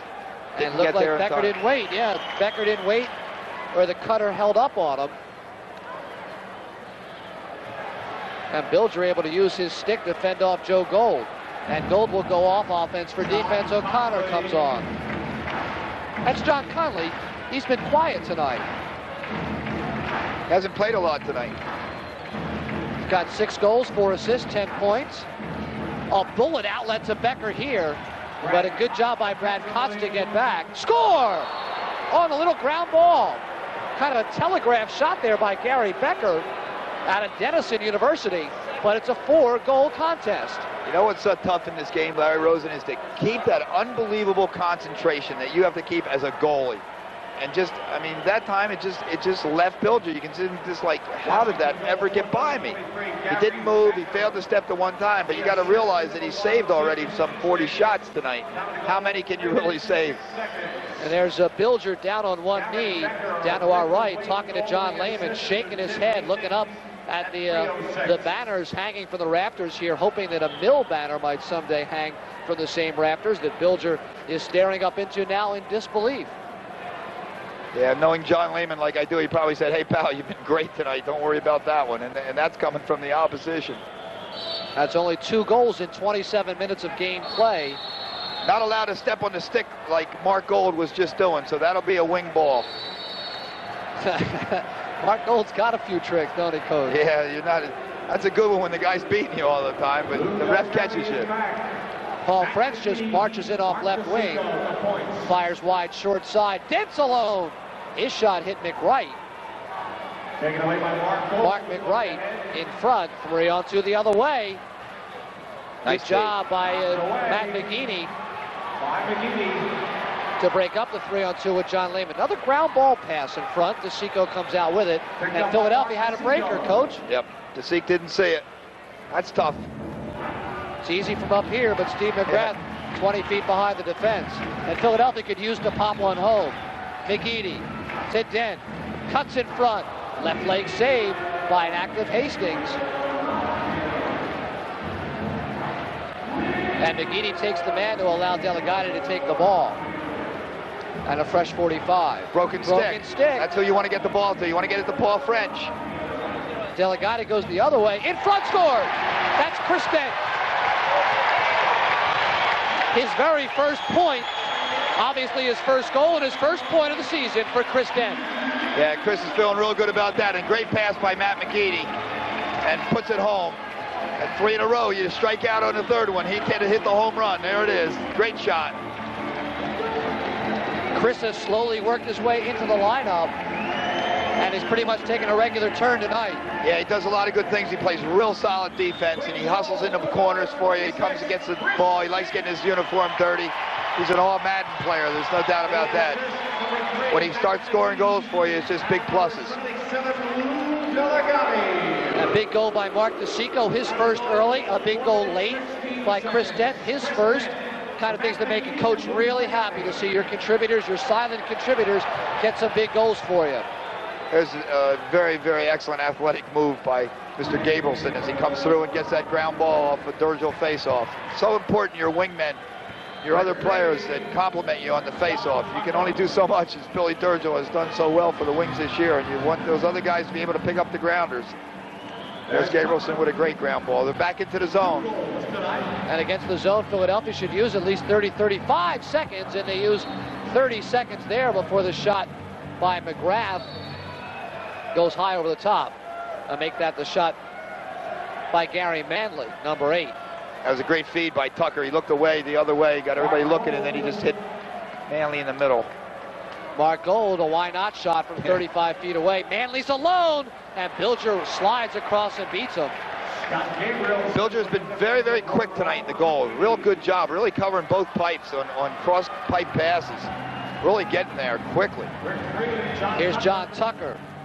Goes to Freed on the wing. Freed shot in the midsection of Hastings. And the end-to-end starts to pick up. The big guy, Huffman. Lehman picks up the scoop. Has Joe Gold off the bench. There's Joey. Right-hand shot, has to switch. And nowhere to go but 5-hole, and it's laying on the back. And Philadelphia is still up by 5. They've held Washington to 7 through 3.5 stanzas. A good defensive job and a great job by Kevin Bilger. Really only let one questionable goal in here in 3 quarters. That's just great, great defense. Now Philadelphia content to work the perimeter just a little bit. Shot clock down to 20, game clock at 8:45. The cutter is Kotz. Back out front to Conley, whose shot is wide far side. Great scoop by Kotz, because the shot clock's in single digits now at 10, 9. In front, rest double team. And it's recovered by the Wave. Taken away by Gary Becker. And it's Gary Becker who scored the last goal in front, looking for Joe Gold, and Kotz may have gotten a piece of his stick from behind. And Conley comes out with it. Has a streaking right wing in Gary Martin. It's 2-on-2. And from behind, the long arm of Gary Becker breaks it free.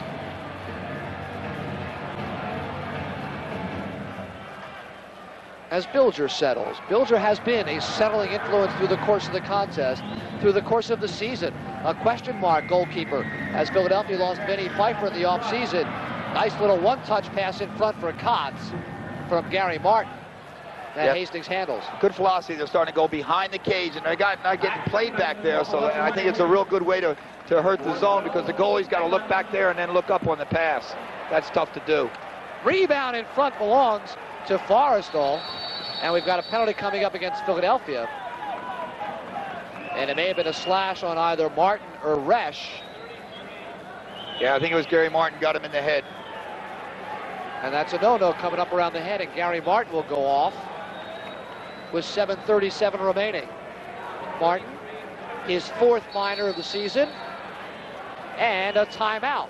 With 7:37 remaining in our contest, Philadelphia has a 5-goal lead. There's Gary Martin in the penalty box. The assessed a 2-minute minor for a high hit. Keep your eye on 33 in front. Boom. There it is. Oh, that's a high hit. It's a hatchet. The Axeman, Gary Martin. Of course, this is the fourth shorthanded situation for Philadelphia. They've scored twice, and Washington has one power play. And Philadelphia shows a little bit of a diamond look. Yeah, now what they'll do is Fried will pick up the guy on the point, and then he'll rotate away from the ball when the pass is made by Lehman. Now he'll go the other way, and this guy will step up. You see how it works. It's called a rotation zone, and it's real effective. I really like the idea of it. What it does is it puts pressure on the ball, no matter where the ball is. Weicker had a wide open 5-footer in front. Manley has the rebound.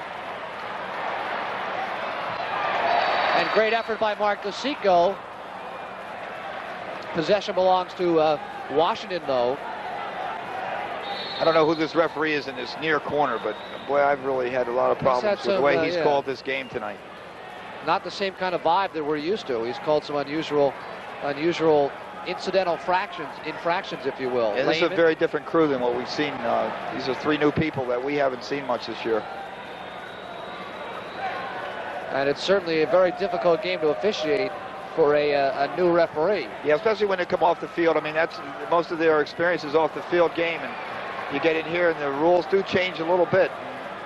Just your natural instinct, sometimes you're calling something that really isn't part of this game. Rebound, Bilger goes to his knees. And a great release by Ricky Fried to force a possession to Philadelphia. Great play, great play. Nice hustle by Ricky. What a job defensively for the Wings.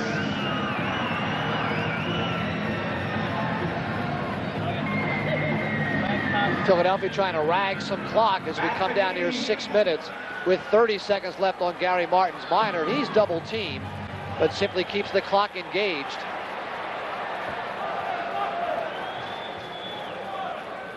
And Washington certainly cannot waste possessions now, down 5. Philadelphia in their diamond or 1-2-1. Man down defensive set. John Lehman at the top. To Hanley, tries to do it alone and does. Hanley's been really good tonight. Hanley is a very tough kid to take the ball away from. He's got excellent moves, real good face dodge, real strong. Only lefty, really doesn't use his right hand very much, but here you see him, he pulls it away from the check there, the inside check by Resch, and scores. A real good bounce shot. No fault to Bilger on that one. Washington goal scored by number 9. So it's 12-8 with 5:40 remaining. The assist number 11, John Lehman, and number 10. Now every time that the Wave have managed to knock it down to 4, the Wings have been able to answer almost immediately with a big goal, get them back in it. And I think a lot of that has been the effectiveness of Billy Durgel on the face-offs to get the ball back for the Philadelphia Wings and let them be much more effective that way. And here comes Durgel pushing it out to the front for the first time. Knocks it into his own net, though, where Gary Martin, his own bench rather, where Gary Martin has just come out of the penalty box. Another possession for Washington. And they can still smell it. Yeah, big set here. Not sure you want to let them get one now. Philadelphia back in a more aggressive man-to-man. That one off the front. Rick Fried got a piece, as did Kevin Bilger. And here's Bill Durgel getting a regular shift. Has Dent in front, and that into the left mitt of Timmy Hastings. You got to look before you take that shot. And I'm not sure Chris Dent looked on that one. He just caught it, and as he turned, he let it go. Long rebound comes all the way out to Hank Starkey. His one hopper in the 5-hole is covered easily by Kevin Bilger. Inside 5 minutes remaining. Philadelphia still looking to attack. Tony Resch has French, who's been very quiet tonight. That's a weak shot out of Paul. And the Wings head toward the playoffs. And a timeout will be called by Dave Evans, who simply does not like the offensive set that his club is showing thus far. Yeah, I don't think he liked the people that he had in there, and it was tough to get him off the field. And he's very, very angry right now that Billy Durgel, I think, is staying on the field. He wants him off, and I think he wants Frenchie off. He wants to get more speed out there if at all possible. Here you go, Tony Seaman. A new Major Indoor Lacrosse League record, 16,413 on hand tonight. Again, a Major Indoor Lacrosse League record. And just shy of a sellout. And they seem to be picking up in knowledge as well. Dave Evans is reading the act right now. He looks like Bobby Knight at one of his best moments right now on the sideline. I mean, he is all over these Wings right now. He's not happy with what he saw. I think he feels that they're getting a little bit complacent, that people who shouldn't stay on the field offensively are staying on the field, and he wants them to shape up right now, and he's let them know that. David, of course, a defensive-minded coach, a former goalkeeper during his playing days, and he has an assistant named Mike Page, who's more of the offensive genius. And we call him a genius because they've led the league in goal scoring. Meantime, Glenn Little, happy to see his club is still in this one with 4:37 remaining. They simply cannot allow possessions to go by the board. And play is on. Scotty Gabrielson comes out one-on-one. That's a real nice move. Got in real close. He just had a big save by Hastings. These Wave are going to get very excited if they can get within 3 here. And Lyle Weiker's shot is handled low by Bilger. Mark Hahn, he shoots well wide. And that can kickstart the other way in the person again of Weiker. Coming up the right wing. I don't think the up and down flow hurts the Wings. I think that they built their lead doing that, and I think it keeps Bilger in the game. I think Bilger's better in close anyway, and he's going to get more in close in shots when it is a transition type game. Into the midsection from Pat Lehman. As 3 minutes, 44 seconds and counting as they announce the attendance here. A new major indoor lacrosse league record, over 16,000 on hand tonight.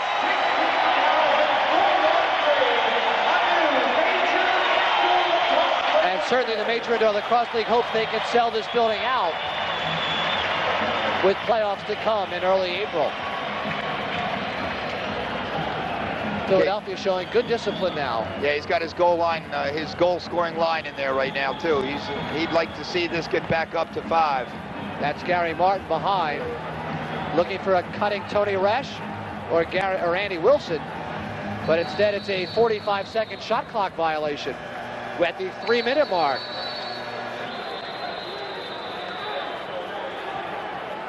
Philadelphia on top by 4. As they're looking for a too many men call, I believe, is Washington.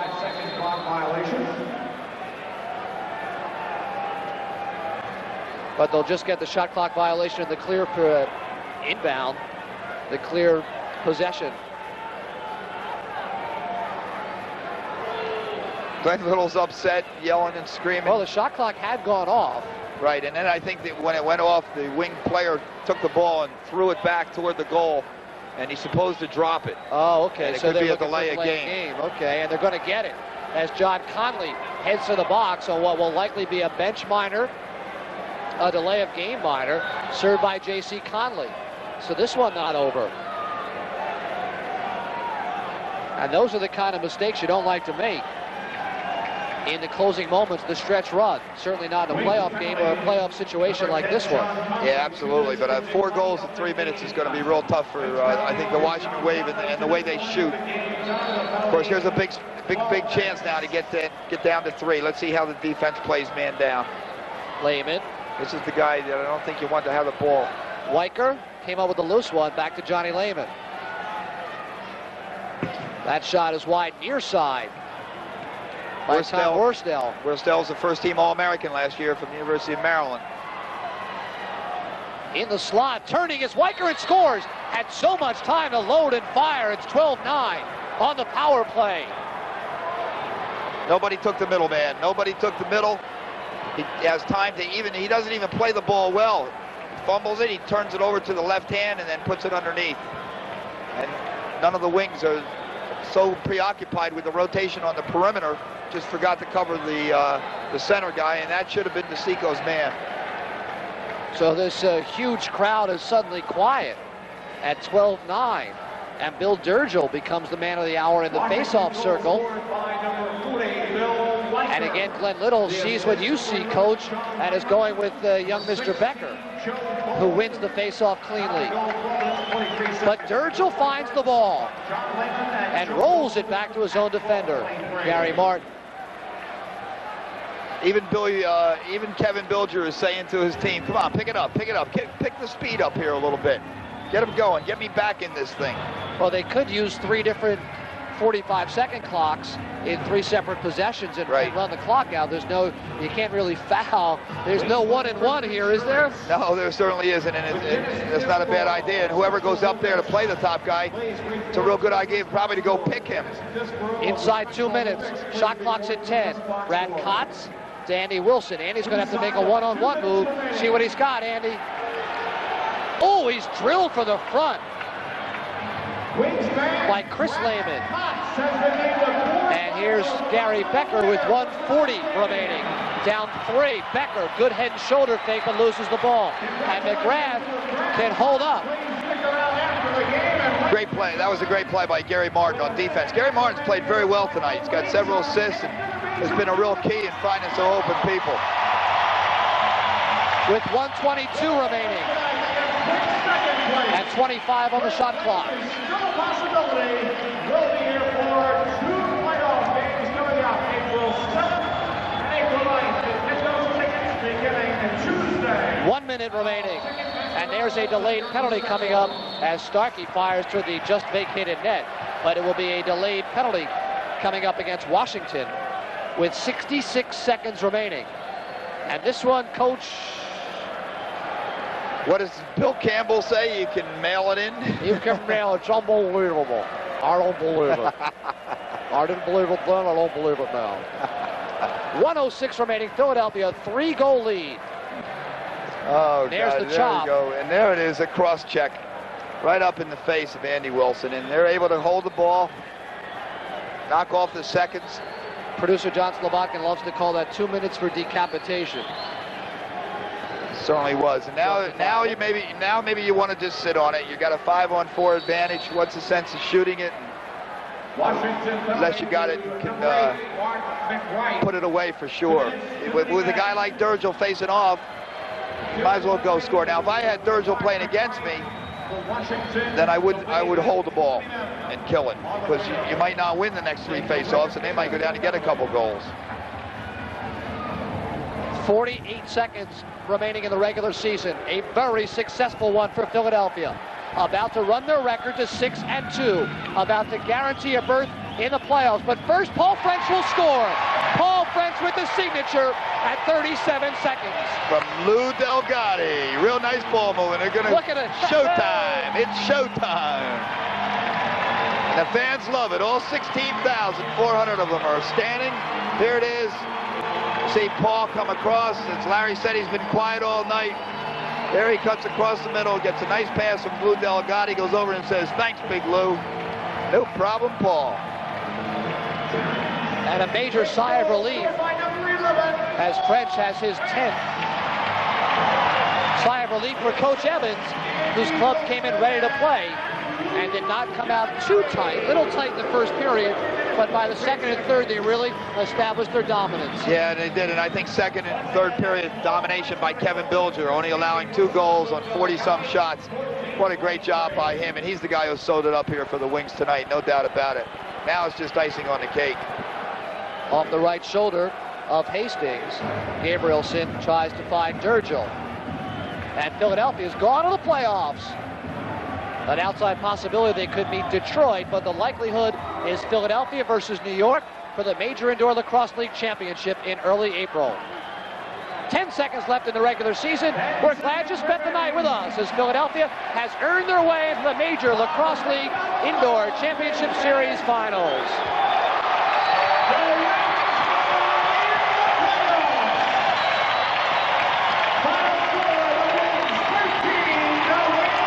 Great job, great job.